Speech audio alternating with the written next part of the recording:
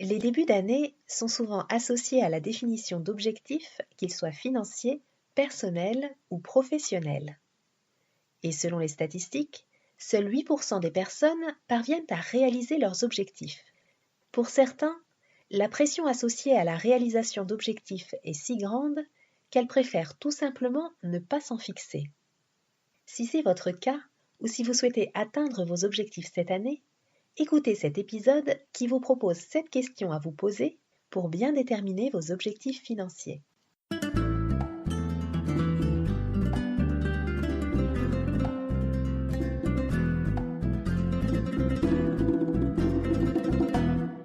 Bonjour et bienvenue dans le podcast Les Dessous de l'argent.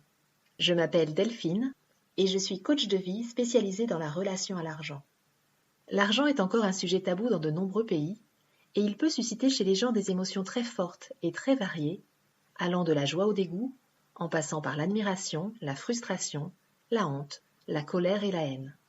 Comment l'argent, qu'il soit réel ou virtuel, peut-il avoir un tel impact ? Que se cache-t-il derrière le Graal argent ? Dans ce podcast, j'ai à cœur de partager avec vous des clés pour nous permettre de nous réconcilier avec l'argent et de le remettre à sa juste place. Ensemble, libérons-nous des croyances et des conditionnements qui nous empêchent d'être libres financièrement. Ensemble, reprenons notre pouvoir personnel sur l'argent et exprimons notre plein potentiel au service du monde que nous désirons co-créer.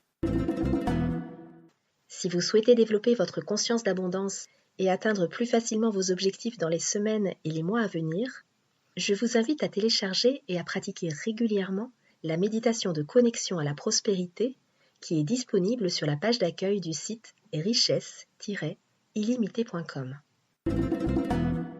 Définir des objectifs est la première étape pour avancer vers nos rêves. Cela permet de donner un cap et de commencer à passer de l'imaginaire au concret. Comme le dit la célèbre phrase de Sénèque, « Il n'y a pas de vent favorable à celui qui ne sait pas où il veut arriver ». Se fixer des objectifs présente des avantages certains. Cela nous permet de réfléchir à ce qui compte réellement pour nous. Cela donne du sens à notre existence. Cela nous donne de l'énergie, nous stimule et nous inspire. Cela nous aide à prioriser nos actions et à gérer notre temps. Et cela implique d'adopter un état d'esprit constructif, un état d'esprit de croissance. Cela implique de dépasser les croyances protectrices qui nous limitent, d'identifier nos ressources, d'avoir une démarche pragmatique, de reconnaître ce qui avance bien, ce qui ne marche pas et ce qui peut être amélioré. Et lorsque nous atteignons nos objectifs, notre estime personnelle augmente. Nous éprouvons alors de la satisfaction et de la fierté. Avant d'aller plus loin, j'aimerais attirer votre attention sur les 5 points suivants. Tout d'abord, certains objectifs sont plus faciles à atteindre que d'autres. L'invitation est de faire de notre mieux et de rester bienveillant envers nous-mêmes, quoi qu'il arrive. Certaines personnes se découragent facilement lorsque des obstacles se présentent à elles. Ce n'est pas parce que tout ne se passe pas comme nous l'avions envisagé que nous sommes en train de nous éloigner de notre objectif ou que nous ne sommes pas capables de l'atteindre. Nous n'obtiendrons jamais ce que nous désirons vraiment si nous abandonnons à chaque fois que nous rencontrons une difficulté ou un défi. L'envie d'abandonner peut venir de la pression que nous ressentons ou que nous nous mettons. Cette pression arrive lorsque nos objectifs ne sont pas vraiment les nôtres, lorsqu'ils ne sont pas si importants que cela pour nous, lorsqu'ils sont irréalistes ou lorsque nous recherchons la perfection. Deuxième point, lorsque nous progressons vers notre objectif, qu'il soit financier ou autre, nous rencontrerons toujours des imprévus. Et il est important de laisser de la place à ces imprévus dans nos plans d'action. Notre expérience sera d'autant plus riche que nous pourrons nous féliciter d'avoir su trouver des solutions et nous adapter à chaque situation rencontrée. Troisième point, il ne s'agit pas de définir une bonne fois pour toutes nos objectifs et de ne plus y penser ou d'y penser à chaque instant.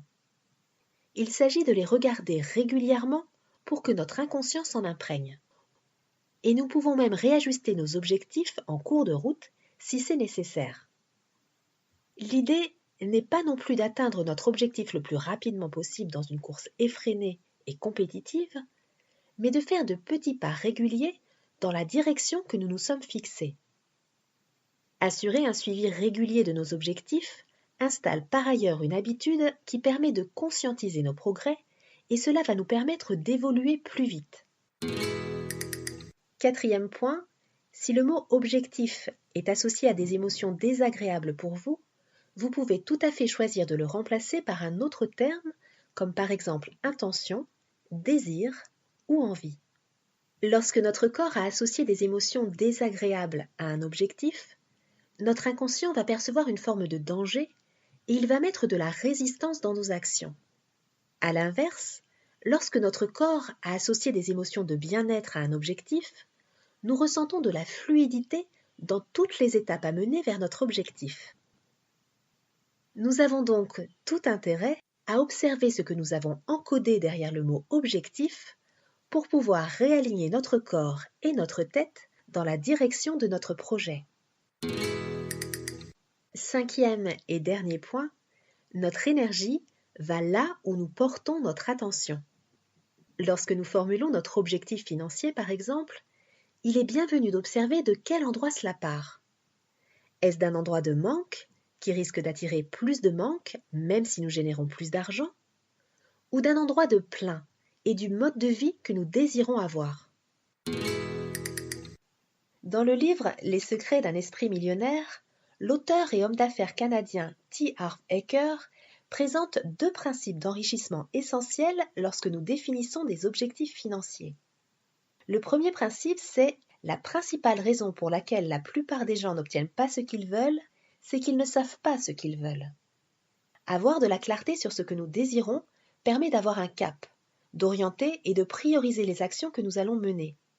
Et cela impacte directement notre organisation et la gestion de notre temps. La clarté augmente notre énergie et notre concentration sur ce que nous désirons atteindre. À partir du moment où nous mettons de la clarté sur ce que nous désirons, sur notre objectif financier par exemple, nous sommes déjà en train de nous enrichir. Le deuxième principe, c'est si l'on ne s'est pas pleinement, totalement et vraiment engagé à créer de la richesse, on risque de ne pas connaître la richesse. Se fixer un objectif, c'est un engagement envers nous-mêmes et envers la vie à laquelle nous aspirons. C'est une décision quotidienne. Chaque jour, je m'engage à créer la vie financière à laquelle j'aspire.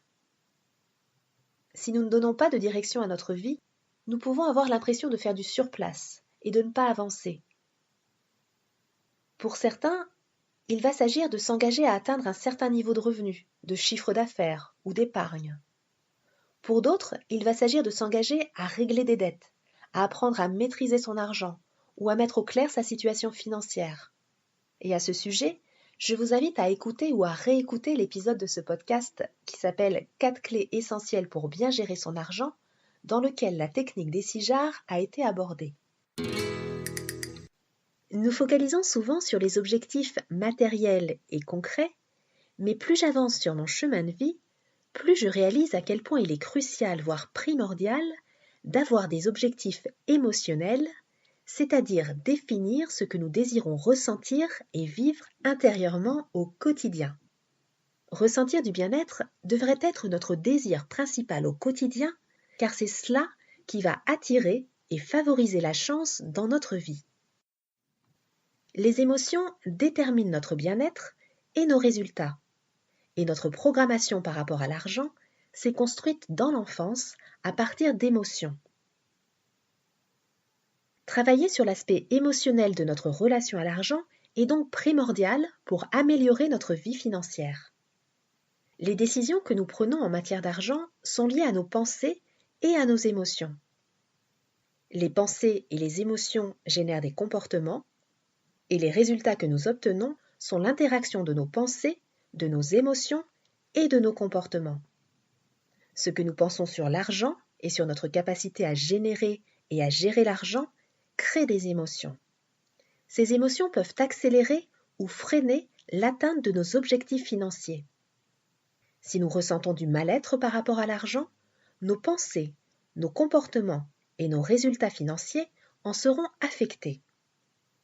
Par ailleurs, notre cerveau par ce qu'on appelle le système réticulé activateur, va filtrer les milliards d'informations qu'il reçoit à chaque instant pour nous transmettre uniquement celles qui correspondent à ce que nous vibrons. Si nous vibrons la peur du manque, il nous présentera des informations qui vont nous conforter dans la peur du manque. Pour la dernière partie de cet épisode, je vous propose 7 questions à vous poser pour bien déterminer vos objectifs financiers.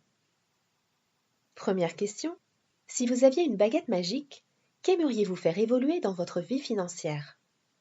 Dans ce podcast, nous nous concentrons sur les finances, mais vous pouvez élargir la question à tous les domaines de votre vie, qu'il s'agisse de santé, de relations, de couple, de famille, de carrière, de développement personnel, de spiritualité, etc. Deuxième question, quel objectif financier désirez-vous atteindre précisément? Certains coachs recommandent d'ailleurs de travailler systématiquement sur 4 objectifs. Un objectif à très court terme, entre 15 jours à 1 mois, ou de 1 mois à 3 mois, ce qui permet de passer à l'action. Un objectif à court terme, entre 3 et 6 mois, ce qui permet d'être focus et d'être concentré. Un objectif à moyen terme, sur 1 à 2 ans, pour la motivation. Et un objectif à long terme, au-delà de 5 ans, pour l'ambition. Troisième question, pourquoi désirez-vous atteindre cet objectif ou ces objectifs financiers? Je vous invite à vous répéter cette question au moins 5 fois pour chaque réponse que vous allez formuler. Quatrième question, quels besoins et quelles valeurs se cachent derrière votre objectif financier? Cinquième question, quelles émotions ressentez-vous par rapport à l'objectif financier que vous vous êtes fixé? Ayez conscience que les émotions comme l'inquiétude, le doute ou la peur repoussent l'argent. L'idée n'est pas de mettre ces émotions sous le tapis, mais de les regarder en face, de les accueillir, d'accepter de les ressentir et de comprendre qu'elles ne vous définissent pas. Elles font juste partie de votre expérience et elles expriment un besoin non comblé qu'il est important d'aller identifier. Sixième question, qu'est-ce qui vous rapproche de vos objectifs financiers et qu'est-ce qui vous en éloigne? Cela peut être des habitudes, des situations, des personnes. Faites la liste complète. Septième et dernière question, de quel soutien avez-vous besoin pour atteindre plus facilement votre objectif financier? Pendant que nous avançons vers nos objectifs, il est important d'avoir du soutien. Cette notion de soutien est essentielle. D'ailleurs, nous avons tout le temps besoin de soutien, et pas uniquement lorsque nous rencontrons des difficultés. Et cela commence par le soutien que nous nous apportons à nous-mêmes. Vous pouvez donc vous demander, de quoi avez-vous besoin? Est-ce que vos pensées et vos habitudes de vie vous soutiennent au quotidien? Quelles nouvelles croyances soutenantes pouvez-vous adopter? Est-ce que vous vous autorisez à demander du soutien externe? Est-ce que vous vous autorisez à recevoir du soutien? À qui pouvez-vous demander du soutien? Cela peut être à un ami, à un thérapeute, à un coach, à vos guides ou tout simplement à la vie. Nous pouvons ici nous référer à la phrase de la Bible « Demandez et vous recevrez, cherchez et vous trouverez, frappez et l'on vous ouvrira la porte ». S'il est important d'avoir un objectif pour donner une direction à notre vie et réaliser nos désirs, ne pas s'attacher à tout prix au résultat et renoncer à l'attachement au but est tout aussi important pour laisser la vie organiser les détails qui contribueront au résultat. Et gardez à l'esprit que l'argent est en lui-même une énergie de soutien au service de vos projets. Cet épisode arrive à sa fin. J'espère qu'il vous a apporté de la valeur. Et si vous connaissez des personnes qui pourraient avoir besoin de l'entendre, je vous remercie de le partager autour de vous. Je vous souhaite de définir des objectifs financiers qui vous correspondent et bien évidemment de les atteindre. Et je vous dis à très bientôt pour le prochain épisode du podcast Les Dessous de l'argent.